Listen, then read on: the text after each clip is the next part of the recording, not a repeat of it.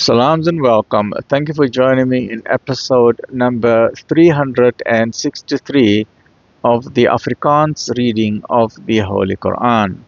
Ons is nou besig met die Heilige Quran by Imam M.A. Baker. A'udhu billahi minash shaitani rajim. Bismillahir Rahmanir Rahim. In the name of Allah, most gracious, most merciful, in die naam van Allah, die barmhartige, die genadige. Right, ons is nou besig met episode 363, hoofstuk nummer 28, die vertelling. Surah 28, Surah Al-Qasas, en dit is die narration. Afdeling 8 van hoofstuk nummer 28, Korah se skatte lei tot sy ondergang. Korah het sekerlik tot die volk van Moses behoort, maar hy het hulle onderdruk en ons het hom soveel skatte gegee, dat sy opgehoopte skatte 'n groep sterk manne sou afweeg. Toe sy volk aan hom gesê het, moenie spog nie, want Allah hou nie van hulle wat spog nie. Allah gave him so much wealth that just remember how much treasures he's got and how many camels he needs to carry all his gold and his jewelry and all his money. That just the keys, now listen to this, it's only the keys of his treasure box. It's not simply a bunch of keys that one person can carry. It requires a group of heavy-duty heavyweights just to carry the keys alone. So can we imagine the extent of the treasure boxes that he has, right? And they are telling him, please don't be arrogant. Please, the money, don't let that money go to your head. Moenie spog nie, want Allah hou nie van hulle wat spog nie. En soek na die tuiste van die hiernamaals deur middel van wat Allah aan u gegee het.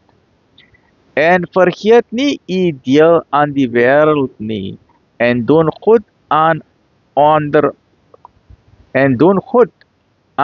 ander, soos Allah aan u goed gedoen het. Make a difference in the lives of other people, right? En skep geen wanorde in die land nie, want Allah het die sondaars nie lief nie. Het hy gesê, dit is aan my alleen deur my kennis gegee. I'm a big shot. It's my brains, it's my ability that made me get all of this, right? That's part of the arrogance and ego. Het hy dan nie geweet dat Allah baie geslagte voor hom vernietig het, wat magtiger as hy was, en groote in aantal nie, en die misdadigers word nie uitgevra omtrent hulle misdade nie. Wie is hulle? Hulle omdat Allah alwetend is, reg?